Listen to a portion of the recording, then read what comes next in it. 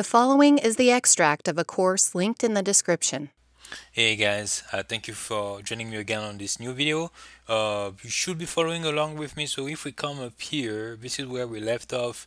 You should have the tracks color coded and named properly. Just depend on how you want to go about it, but that's what I recommend. Again, if you come a year down the line, you've really you can really quickly find your way around the project. So now what we're gonna do is we need to assign the different tracks to our project, right? There are many different ways of doing that.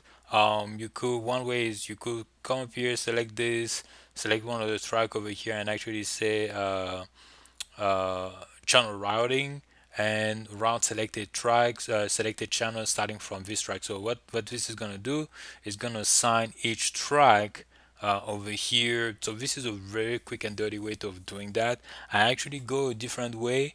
The one that I usually prefer is coming up here and selecting track over here, and what this one does is it's gonna look for the next mixer track that is available, and it's gonna assign this track over here to that one. But as well, it's gonna take the name and the color coding as well that we add over there.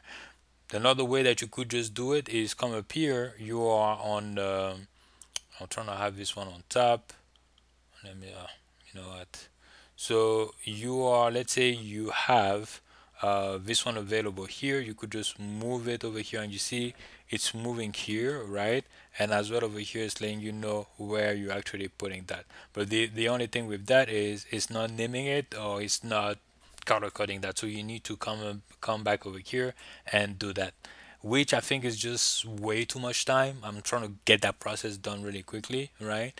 So let's go ahead and do this one. So what I'm gonna do is just come up here, click on track, and now this is a sign over here. This one I'm gonna assign it to number 2. I could have actually I could have clicked on it, but the thing is, because I'm gonna merge the both of those kicks on the same track, I'm just gonna leave them, I'm just gonna have it like this one. This one I'm gonna say number 2 over here. This is a one of the snare. Let's go take it to 3. This is what you could do. This one as well, I want to have it to 3, so I'm just gonna move it here to number 3, just like this. And this one I'm gonna send it to its own track. This one I'm gonna send it to its own track. And those two, let's do the other way of doing that. We're just gonna come up here, and we're gonna say channel routing and route selected channel starting from this track, and it's gonna assign it. uh, Both of them are gonna be assigned over here, and it's gonna keep as well the name. Oh, did I say channel 2? Oh, it was supposed to be channel 3 over here, melody number 3. Forgot to do that. um, and now true. So let me just do that. And one thing that you can do is when you come up here rename, usually it's gonna keep the last naming that you just used, and we can just use that and have it apply over here. Okay, so let's do that as well over here, just like that. It's been applied over here as well. Okay, so this is how I will do that. And over here, let's finish this. So over here, I'm gonna say this is a kick. You have the way as well when you come up here. When you click on this little icon, you have some pre-selected options that come up with FL Studio.